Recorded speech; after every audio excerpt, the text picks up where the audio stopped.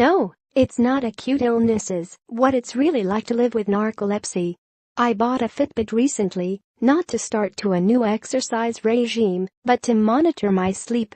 The first night with my new toy I strapped it to my wrist, calibrated it and drifted off, excited at what insights would await me in the morning.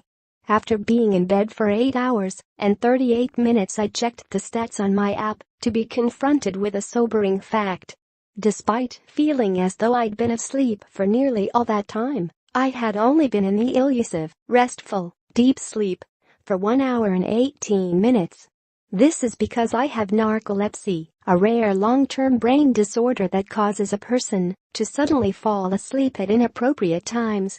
According to the NHS, it affects roughly 25,000 people in the UK, but you may know it better from its hilarious portrayals in films such as Moulin Rouge, with the narcoleptic Argentinian who falls through the roof, or basically any film where the person falls asleep and their head lands in their food. The media depiction of narcolepsy has made it quite a difficult illness to broach with people. Because of these depictions, people often find it funny, or, as one ex-boyfriend said, it's a cute illness because you're always sleepy. Far from it. To know how this illness affects a sufferer's life, we need to know a little about how the illness itself works. At night, we cycle through different stages of sleep: light, REM and deep. Deep sleep is the stage that allows our body to physically repair itself, hence the term beauty sleep, and is responsible for making you feel physically rested. This is incredibly important for cognitive function and vigilance in our waking hours. Light sleep is usually transitional between deep and REM is where our brain does its housekeeping. REM is where we dream, and is believed to help us better understand and accept things going on in our daily lives. For a healthy person, 8 hours of sleep would be made up of about 6 hours of deep sleep. For a person with narcolepsy, it drops to 1.5 hours. This is the cause of our excessive daytime sleepiness.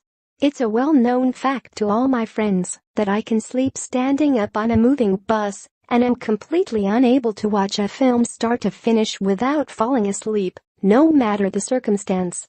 But what to the outside world can seem goofy, adorable or quirky has been seen by others as laziness and an excuse not to work. When I was much younger, before I was diagnosed with narcolepsy, I worked in bars where I would have to hide and sneak a nap in the stockroom on shift because I'd find myself passing out while serving drinks. People often think that if I'm drowsy or yawning, I'm bored or being rude. In reality, I'm just struggling to stay awake. At its worst, I was sacked from a job for making mistakes after being made to work 3 14-hour shifts in a row. I have fallen asleep on a busy tube train before and woken up to find my belongings gone. I have once had a lady tell her young son to be careful of the drunk lady during the morning commute because I was limp and finding it hard to stand up. When I get very tired, I find it almost impossible to concentrate and may start to forget really silly things. I'll find it hard to keep up with conversations and I won't be able to function again until I've been to sleep. All these things sound pretty unmanageable, but somehow, since my diagnosis in 2013, I've been able to work out a routine of things that help me function like a healthy human being. I take medication prescribed by my neurologist and go for MRI brain scans every 2 years, but it's been some of the more holistic lifestyle changes that have helped the most. My bedtime routine is sacrosanct and involves many things from blackout curtains to custom earplugs. In the mornings, I'm woken by a special sunrise and sat lamp to help mimic natural sunlight. In the evenings, I use an app called F-Lux to dim all my electronic devices and cut out the blue light they emit to help naturally induce sleep. I will always find it more difficult than other people with certain things in life. I've cancelled on more birthdays than I can remember because of exhaustion, and sometimes I get particularly frustrated that my tired body can't keep up with my overly active brain. I've learned to manage it though. It's given me an invaluable insight into listening to your body and taking good care of yourself inside and out.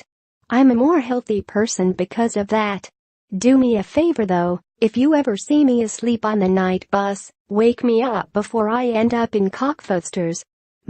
Here's what it's like to be in a relationship with someone with borderline personality disorder. What to do if you've just been diagnosed with borderline personality disorder. Things you only know if you have.